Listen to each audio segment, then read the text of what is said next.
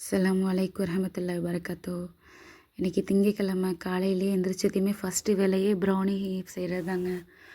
ஏன்னா நாளே ஆர்டர் கொடுத்துருந்தாங்க. நாள் நைட்டு மறுநாள் ஒரு 11:30 கிட்ட வேணும்னு சொல்லிட்டு கொடுத்துருந்தாங்க.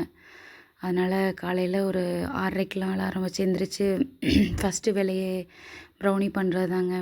ஏன்னா நம்ம ஃபஸ்ட்டே வந்து பேக் பண்ணிட்டோன்னா தான் அது கூலிங் ஆகி கட் டவுன் பண்ணுறதுக்கு ஈஸியாக இருக்கும். நமக்கு ப்ரௌனி வந்து சூடாக கட் பண்ண முடியாது.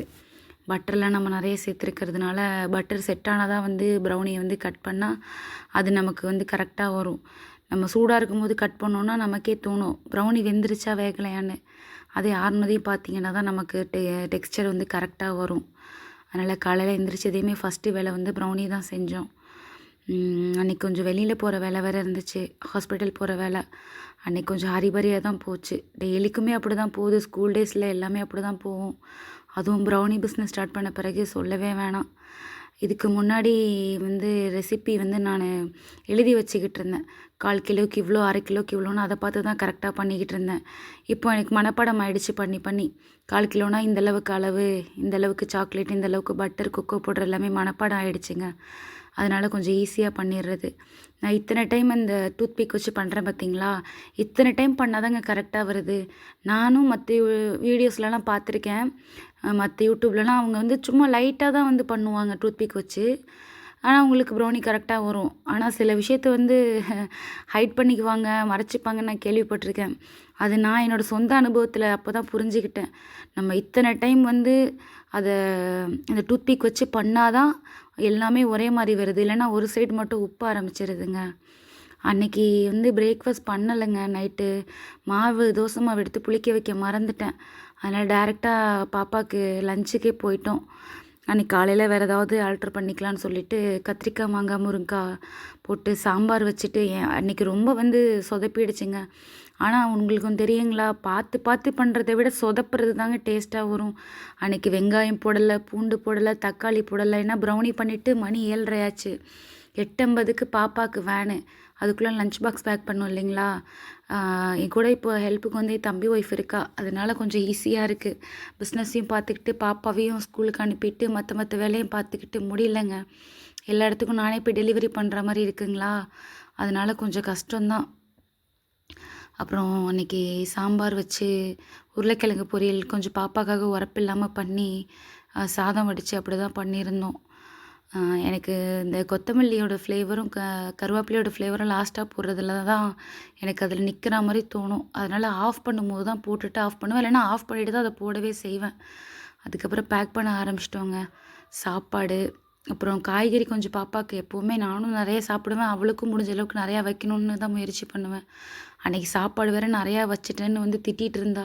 மிஸ் என்னை வைக்க விட மாட்டேன்ட்டாங்க, நீ பாட்டு நிறையா வச்சுட்ட அப்படின்ட்டு. அவசரத்தில் எதுவுமே கண்ணு மண்ணு புரியாமல் தாங்க ஓடிக்கிட்டு இருந்துச்சு. காலையிலே இந்த வேலை இறங்கிட்டோமா, அதனால் கொஞ்சம் அவசரமாக தான் ஓடிட்டு இருந்துச்சு. சாம்பார், வெள்ளை சோறு, அப்புறம் உருளைக்கிழங்கு, மாங்காய்லாம் போட்டு கொடுத்து விட்டேன் சாப்பிடுவான்னு. அவளுக்கு மாங்காய் ரொம்ப பிடிக்கும். அதனால் மாங்காய் போட்டு கொடுத்துட்டேன். ஆனால் கத்திரிக்காய் சுத்தமாக சாப்பிட மாட்டாங்க. நானுமே சின்ன பிள்ளைல எனக்குமே கத்திரிக்காய் பெருசாக சாப்பிட்ட மாதிரிலாம் ஞாபகம் இல்லை. அதனால் முருங்கைக்காய் அவளுக்கு ரொம்ப பிடிக்கும். அதனால் முருங்கைக்காய் கொஞ்சம் நிறைய போட்டு கொடுத்து விட்ருந்தேன். ஸ்நாக்ஸுக்கு வந்து பார்த்திங்கன்னா நட்ஸும் டேட்ஸும் தான் கொடுத்து விட்டேன்.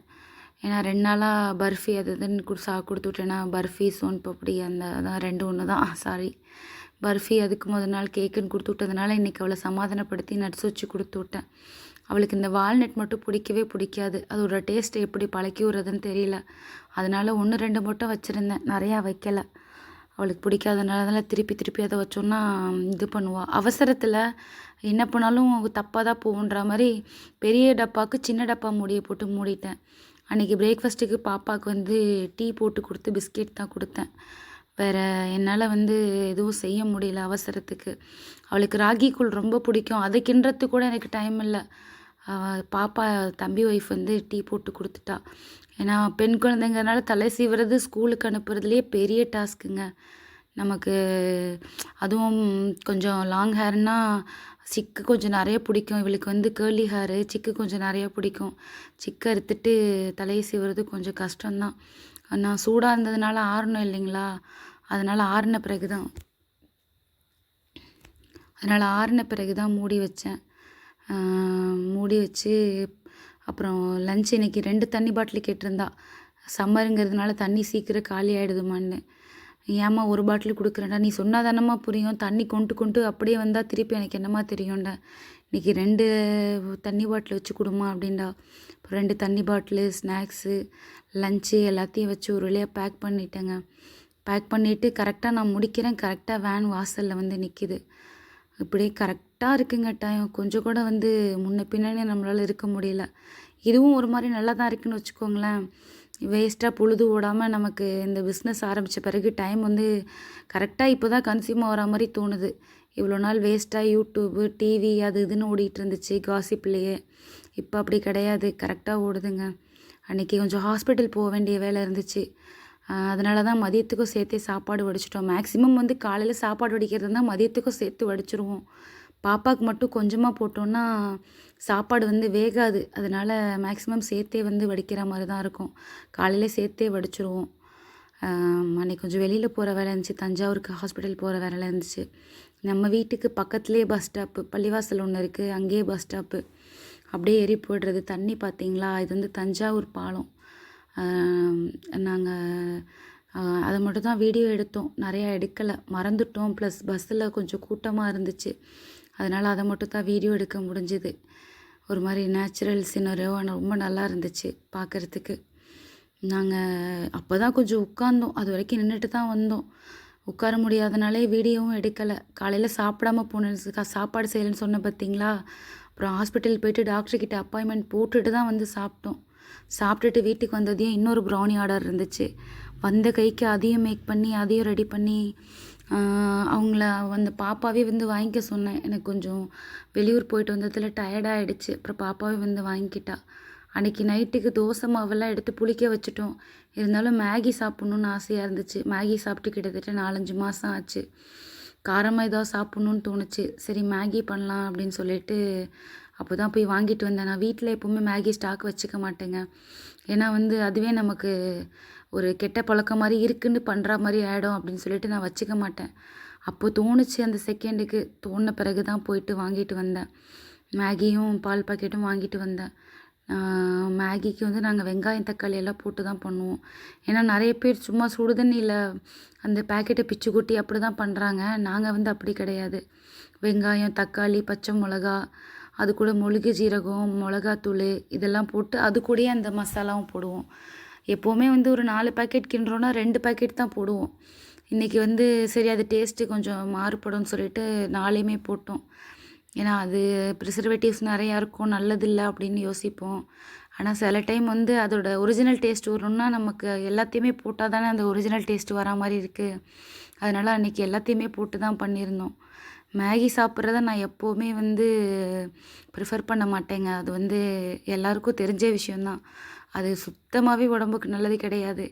ஆனால் என்னைக்காவது ஒரு நாள் ரொம்ப ஆசையாக இருக்கும்போது சரி ஓகே நம்ம சிக்கன் நூடுல்ஸ் வாங்கலாம் அப்படின்னு நினச்சோம். இப்போ எங்கள் ஊர்லேயே அதெல்லாம் கிடைக்க ஆரம்பிச்சிருச்சு. Chicken noodles, momos, chicken rice இதெல்லாம் எங்கள் ஊர்லேயே ஃப்ரெஷ்ஷாக மேக் பண்ணி கொடுக்க ஆரம்பிச்சிட்டாங்க. இருந்தாலும் சரி ஓகே நம்மளே வீட்டில் பண்ணி மேகியே சாப்பிட்றலாம். அன்றைக்கி சிக்கன் சாப்பிட்ற மூடு இல்லை. நாள் தான் ஷவர்மா பண்ணி சாப்பிட்ருந்தோமா, அதனால் சிக்கன் வேணாம், மேகி பண்ணி நம்ம எக்கு போட்டு சாப்பிட்லாம் அப்படின்னு சொல்லிட்டு மேகி பண்ணிட்டோம். நிறைய பேர் வந்து இந்த மேகியிலேயே வந்து கொஞ்சம் வெந்த பிறகு அதிலே எக்கு உடச்சி ஊற்றி கலந்து விடுவாங்க. அது வந்து நமக்கு செட் ஆகாதுங்க. எக்கு இருக்கிறதே தெரியாது. ப்ளஸ் வந்து ஒரு மாதிரி வித்தியாசமான கவுச்சி ஸ்மெல் வரும். நாங்கள் எப்போவுமே என்ன பண்ணுவோன்னா, தனியாக வந்து முட்டையை வந்து உப்பு போட்டு பீட் பண்ணி தனியாக அதை வந்து ஸ்க்ராம்பிள்டு பண்ணி அது மேகி ஃபுல்லாக வெந்த பிறகு தான் அதை போட்டு கலந்து விடுவோம். அப்படி தான் அன்றைக்கும் பண்ணியிருந்தேன். எனக்கு அதிலே போடுறது பிடிக்காது. தோசை தவாவுமே வந்து நாள் குபூஸ் போட்டதுனால தோசை வரலை. சரி அதனால் தோசை தவாலேயே வந்து முட்டை போட்டோன்னா நமக்கு மறுநாள் வந்து தோசை போடுறதுக்குமே வந்து ஈஸியாக வந்துடும் அப்படிங்கிறதுனால தோசை தவாலே ஸ்க்ராம்பிள்டு எக்கு பண்ணிட்டேங்க. நைட்டில் மேகி சாப்பிட்றதே தப்பு, அதுவும் நைட்டு சாப்பிட்றதுனா ரொம்ப ரொம்ப தப்புங்க. ஆனால் என்ன பண்ணுறது, நமக்குமே மற்றவங்கள பார்த்து கொஞ்சம் டெம்ப்டிங் ஆக தான் செய்யுது. நம்ம யூடியூப்பு அங்கே இங்கே போகிற வர இடம் இதெல்லாம் பார்க்குறோமா, ஆசையாக இருக்கிற மாதிரி இருக்குது. என்னைக்காவது ஒரு நாள் தப்பில்லை அப்படின்னு தான் பண்ணோம். அன்றைக்கி ஆனால் அதில் லேட் நைட் ஆக்காமல் கொஞ்சம் சீக்கிரமே பண்ணிட்டோம். நாங்கள் ஒரு 7:30 கிட்டலாம் முடிச்சிட்டோம். ஏன்னா இது ஏற்கனவே டைஜஸ்ட் ஆகுறது கஷ்டம் அப்படிங்கிறதுனால 7:30க்கே வந்து நாங்கள் செஞ்சுட்டோம். செஞ்சு உடனே சூடாக வச்சு சாப்பிட்டுட்டோம். ஒரே ஒரு பால் வாங்க போனப்போ ஒரே ஒரு குட்டியோடு 7up வாங்கிட்டு வந்தேன். இதெல்லாம் எங்கேருந்து வந்து நம்ம மண்டைக்குள்ளே ஏறுதுன்னு தெரியலங்க. இந்த மேகி சாப்பிட்டா, பிரியாணி சாப்பிட்டா, இந்த ஃப்ரைட் சிக்கன், பர்கர் சாப்பிட்டா, கோக் சாப்பிட்ணும், 7up சாப்பிட்ணும், இதெல்லாம் எங்கேருந்து தான் வந்து நம்ம மைண்டுக்குள்ளே ஏறுதுன்னு தெரியலங்க. எப்படியோ நமக்கே தெரியாமல் நம்மளை வந்து இன்ஃப்ளூயன்ஸ் பண்ணிடுறாங்க. அப்படி தான் வந்து இருக்குது. அது ஒரு ஆசைப்பட்டு நான் வாங்கிட்டு வந்தேன். சரி லைட்டாக ஒன்றே ஒன்று வாங்கி ஒரே ஒரு இது இப்போ ஸ்ப்ரைட்லேயே ரூ. 10 அது கிடைக்குது இல்லைங்களா? அதனால சின்னது ஒன்றே ஒன்று வாங்கி நாங்கள் 3 பேர் அதை சாப்பிட்டோம். ஆசைக்காக ஜஸ்ட்டு வந்து வாங்கிட்டு வந்து சாப்பிட்டோம். மாஷாஅல்லாஹ் வழக்கம் போல் மேகி ரொம்ப நல்லா வந்திருந்துச்சு. மேகி எப்படி பண்ணாலும் யார் பண்ணாலும் நிச்சயமாக நல்லா வருங்க. அதில் டவுட்டே வேண்டாம். மேகி ரொம்ப நல்லா வந்திருந்துச்சு. அதுவும் நம்ம சாப்பிட்டுட்டே இருக்கும்போது நடுவில் ஸ்ப்ரைட்டு குடிக்க நான் நிச்சயமாக இதை ப்ரொமோட் பண்ணலைங்க. ஏன்னா அது ரொம்ப தப்பு. என்னைக்காவது ஒரு நாள் தப்பில்லை அப்படிங்கிற மாதிரி எனக்கு நானே ஆறுதல் சொல்லிக்கிட்டு இப்படி சாப்பிட்றது தான். தயவு பண்ணி இதை வந்து பண்ண வேண்டாம். யாருமே நீங்கள் பண்ணாதீங்க. நான் அதை ப்ரொமோட் பண்ணலை. இப்போது ஒரு டிஐஎம்எல் மாதிரி எடுக்கலாம், டே இன் மை லைஃப் மாதிரி எடுக்கலாம். வெறும் ஷார்ட்ஸ் தானே போடுறோம். நம்ம காலையிலேருந்து என்ன சாப்பிட்றோம், வாட் ஐ ஈட் இன் எ டே அந்த மாதிரி எடுக்கலாம் அப்படின்னு தாங்க எடுத்தேன். மதியம் வந்து ஊர்லேருந்து வந்த பசியில் லஞ்ச் எடுக்க